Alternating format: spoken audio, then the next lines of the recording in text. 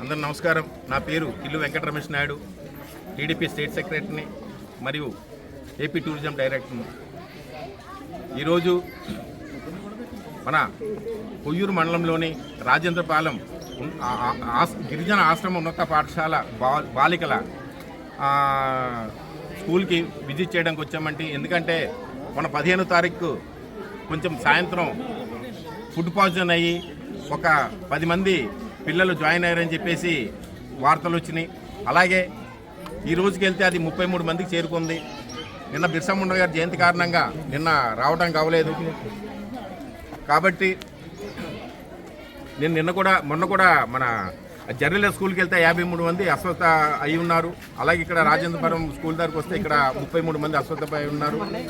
అలాగే ఇక్కడ పరిసరాలు మొత్తం గమనించడం జరిగిందండి.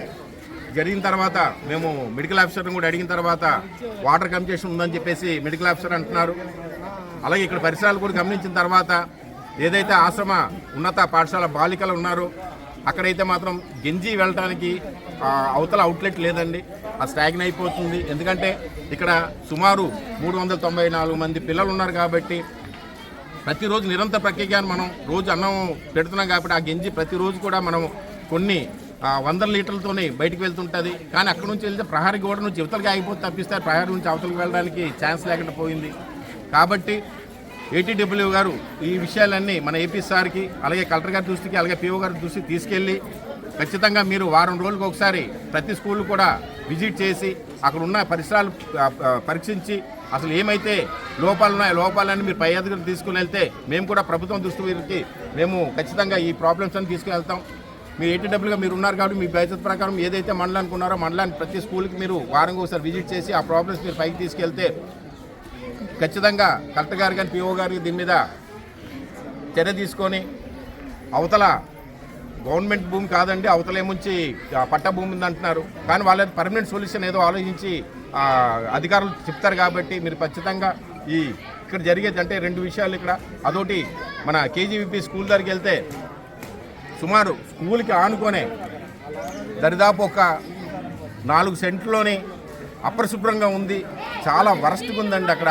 వాటర్ అంతా అంటే పిల్లలు ఇంచుమించుగాను 270 మంది పిల్లలు ఉన్న దగ్గర ప్రతిరోజు 3 పూటలు స్నానాలు చేస్తుంటారు. ఆ స్నానాలు వాటర్ అంతా స్టాగ్న్ అయిపోయింది అక్కడ. దాంట్లో మురికిగా మొత్తం చెత్త అంతా పడేసి ఉంది అక్కడ పర్యవేక్షణ మాత్రం చాలా కరువుగా ఉందండి. ఎందుకంటే అది ఎప్పుడని చెప్తే 6 సంవత్సరాల నుంచి ఇలాగ ఉందని చెప్పి అంటున్నారు. కాబట్టి ఏ వచ్చినా హెచ్ఎం కూడా ఏ వచ్చినా ఎవరు వార్డెన్ కూడా దానికి ఇది కనీసం మినిమం పెన్షన్ ఇస్తే కానీ అవ్వదు. ఎందుకంటే మామూలుగానే ఇప్పుడు 10th క్లాస్ లోపు చదువుకునే పిల్లల హైట్ ఎంత ఉంటుందండి, 5 అడుగులు ఉంటుంది. కానీ అది యాక్చువల్గా డెప్త్ ఇంచుమించు 10 అడుగులు లోపలే ఉంది. కాబట్టి పొరపాటున కాలు జరిగినా సరే అక్కడ నుంచి పిల్లలు బయట రావడం చాలా కష్టం. కాబట్టి మేము తక్షణమే వాళ్ళకి ఏం చెప్పామంటే వార్డెన్ కానీ హెచ్ఎం గారు కానీ మీరు కొద్ది పెన్షన్ ఏర్పాటు చేయండి. తర్వాత అప్పుడు డీ గారు వస్తానంటున్నారు, ఏపీ సార్ వస్తానంటున్నారు. ఓకే, వచ్చిన తర్వాత ఎలాగ వర్క్ స్టార్ట్ చేసిన తర్వాత 4 రోజులు 2 నెలలైనా పట్టొచ్చు. కానీ ఈ నెల 2 నెలలైనా సరే మన పిల్లల సెక్యూరిటీ కోసం మీరు తక్షణమే పెన్షన్ అరేంజ్ చేసుకోమని మేము చెప్పడం జరిగింది. వాళ్ళు ఖచ్చితంగా చేస్తాం సార్, రేపటికి అరేంజ్ చేస్తామన్నారు. కానీ ఇక్కడ ఏంటంటే మన పర్యవేక్షణ లోపం అయిందంటే మాత్రం ఖచ్చితంగా మా పిల్లలు మనం లాస్ అవ్వాల్సి వస్తుంది. కాబట్టి అధికారులందరూ దీన్ని దృష్టిలో పెట్టుకొని మండల అధికారులు, జిల్లా అధికారులు దృష్టిలో పెట్టి ఏదైతే మనకి పనులు సఖ్యంగా ఏది అపరిశుభ్రంగా ఉన్నాయో అవన్నీ మీరు దృష్టిలో పెట్టిన తర్వాత ఖచ్చితంగా కలెక్టర్ గారు, పీఓ గారు శాంక్షన్ చేస్తారు ఖచ్చితంగా. కాబట్టి మీరు వాళ్ళ దృష్టికి తీసుకెళ్తారని కోరి మనవి చేస్తూ సెలవు తీసుకుంటున్నాను. Thank you.